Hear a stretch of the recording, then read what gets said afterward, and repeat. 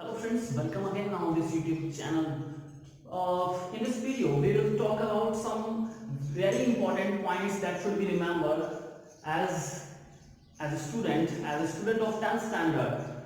So first point लिखा है यहाँ, bases are oxide and hydroxide of metal. अब तक आप पढ़ते आ रहे होंगे कि बेसिस क्या होते हैं, कि ऐसे सब्सटेंसेस जहाँ OH नेगेटिव आयन होता है उसी को हम बेस मानते हैं। भाई ऐसा नहीं है, हर बार ये कंडीशन अप्लाई नहीं होने वाली है। बहुत सारी ऐसी प्रॉपर्टीज हैं और कभी कभी तो प्रॉपर्टीज को भी ये फॉलो नहीं करते। कहीं केमिस्ट्री के अंदर तो एक्सेप्शनल केसेस बहुत ज्यादा होते हैं।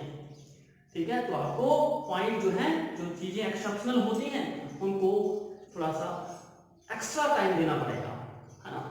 तो यहाँ देखते हैं बेसिस को कैसे यहाँ डिफाइन किया गया है, अलग अलग टर्म्स में उनको समझने की कोशिश भी करते हैं। Bases are oxide and hydroxide of metals.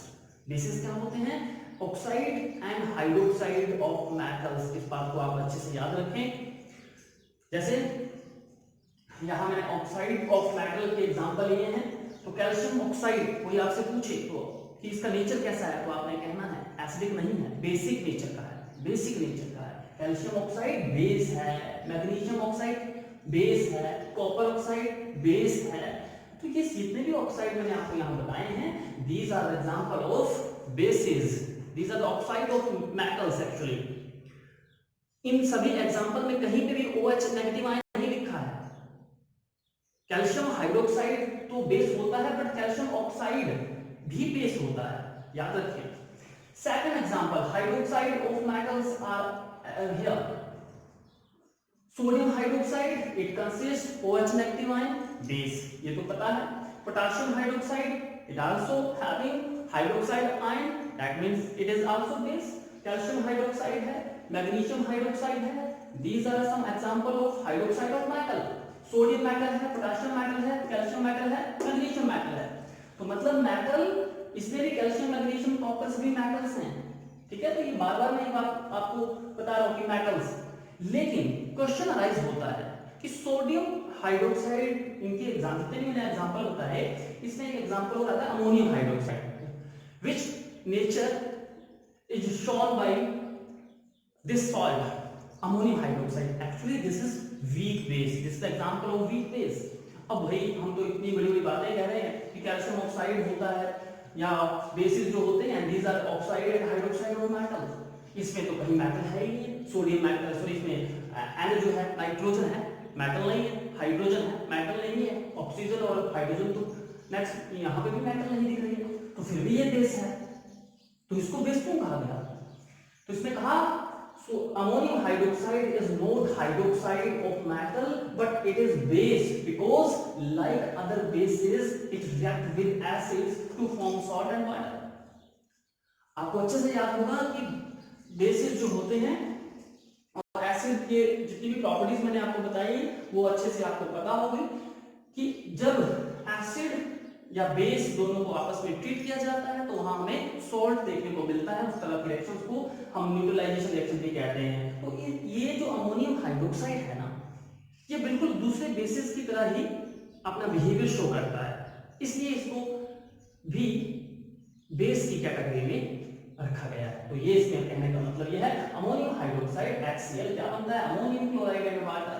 Ammonium hydroxide nitric acid, ammonium nitrate and water, ammonium nitrate NH4 NO3। याद रखें, ये इसका फार्मूला है। ठीक है, यहाँ NH4 negative, positive and negative, positive and negative, ये आपको आना चाहिए, 9th क्लास में हम पढ़ते हैं। ओके, चलिए ये तो बात होगी अमोनियम हाइड्रोक्साइड की। नाउ क्वेश्चन राइज होता है, देखिए आपके पास बहुत एग्जांपल, कॉमनली यूज एग्जांपल है, that is sodium carbonate and sodium bicarbonate. Sodium carbonate भी है, सोडियम बाइकार्बोनेट भी है। अब क्वेश्चन एक होता है कि ये बेस है, एसिड है या सॉल्ट है। अपने 3 तरह से केमिकल सब्सटेंसेस को इस चैप्टर के अकॉर्डिंगली हमने डिवाइड किया था, एसिड, बेस एंड सॉल्ट। अब कहा ये कि ये हैं तो बेसिस, हैं तो ये सॉल्ट, लेकिन इनको भी कंसीडर हम बेस में कर सकते हैं। सॉल्ट होने के बावजूद भी सॉल्ट का नेचर जो है बेसिक नेचर का होता है। इन केसेस के अंदर हम इसमें sodium carbonate and sodium bicarbonate, ये जो सॉल्ट है एक्चुअली सॉल्ट है, हम सॉल्ट में इसको पढ़ेंगे, उनके एग्जाम्पल को वन बाय वन स्टडी करेंगे, ठीक है। तो they are considered as bases, though actually they are salts, ठीक है, पॉइंट टू रिमेंबर। आगे बढ़ते हैं इस लास्ट पॉइंट पे। तो all alkalis are bases but all bases are not alkalis. अब एल्कीली वर्ड का पता होना चाहिए।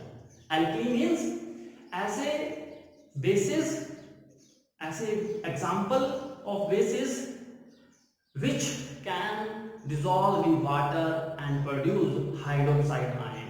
मतलब सभी बेसिस, ये जरूरी नहीं है कि सभी बेसिस पानी के अंदर डाल दिए और सभी घुल गए, डिसॉल्व हो गए और वहां से OH नेगेटिव आयन वहां से डिसोसिएट होना स्टार्ट हो गई, ये जरूरी नहीं है। मतलब ऐसे बेसिस जो पानी के अंदर घुल जाते हैं, डिसॉल्व हो जाते हैं और OH नेगेटिव आयन वहां से डिसोसिएट हो जाता है, उनको हम कलेक्टिवली कह सकते हैं क्या, एल्कीली।